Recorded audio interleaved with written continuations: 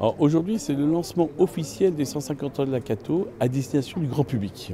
Donc c'est une conférence où on va suivre le fil entre l'intention et la vision de notre fondateur Philibert Vraud et une étude d'impact qui mesure à un moment donné la réussite et la performance de notre université dans le temps. Donc on va faire cet aller-retour entre nos fondateurs et cette étude d'impact, et notamment au travers du témoignage de nombreux acteurs de l'université et acteurs entrepreneurs autour de 3 grandes thématiques: la notion du bien commun, la notion de l'entrepreneuriat et la notion de l'innovation. Aujourd'hui, il y a environ 350 inscrits ce soir au regard de l'intérêt de ce sujet, dans lequel on va réinvestiguer entre guillemets l'intention de nos fondateurs et puis surtout mesurer l'impact qu'a la Cato aujourd'hui. Je pense que beaucoup de gens vont découvrir des choses. Tout le monde connaît la Cato dans ce qu'elle est, mais assez peu dans ce qu'elle fait au quotidien.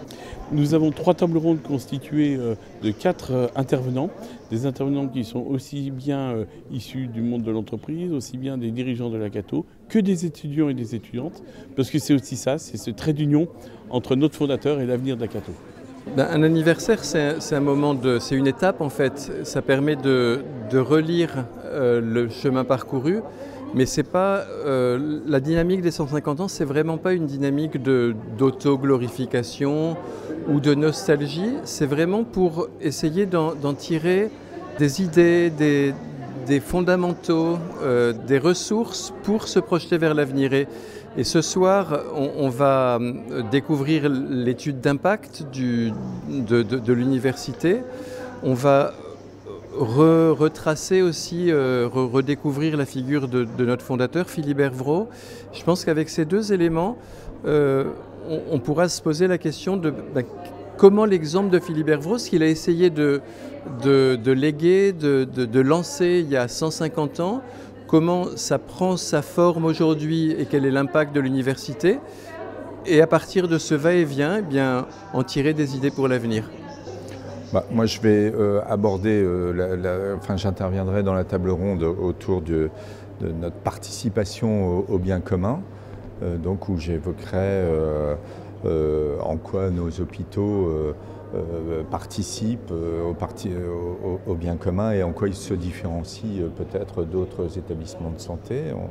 On abordera ça, et puis aussi quelques mots sur l'histoire de nos hôpitaux sous l'impulsion de Philibert Vraud et de son beau-frère Camille Ferron en son temps, et comment les choses ont évolué au fil du temps.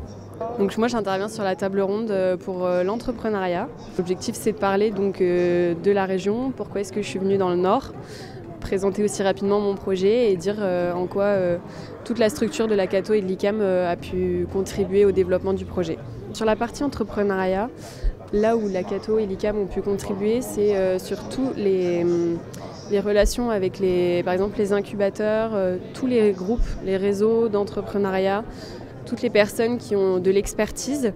Ça a été extrêmement bénéfique pour les mises en relation, je dirais. Donc en fonction du projet et en fonction de nos besoins à différents stades de notre parcours, ils sont capables de nous rediriger vers les bonnes personnes et les bonnes structures. Ce qui serait génial pour la Cato, c'est de continuer à rayonner sur tout ce qui est formation de professionnels ou de futurs acteurs dans l'économie de demain, dans la région du Nord et même en France. Et idéalement que ce soit un campus qui soit moteur et novateur sur tout ce qui est les nouveaux modèles économiques et sociaux. Non, c'est une fête qui doit réunir aussi bien entre guillemets l'ensemble des acteurs qui créent et qui animent cette université au quotidien, c'est-à-dire tous les collaborateurs, l'ensemble des partenaires extérieurs, que ce soit le monde économique comme le monde politique, les étudiants, les étudiantes, et puis ensuite que ce soit une belle fête pendant ces 150 ans. Le prochain événement des 150, ça va être l'inauguration de l'Observatoire, et ceci le 13 mars.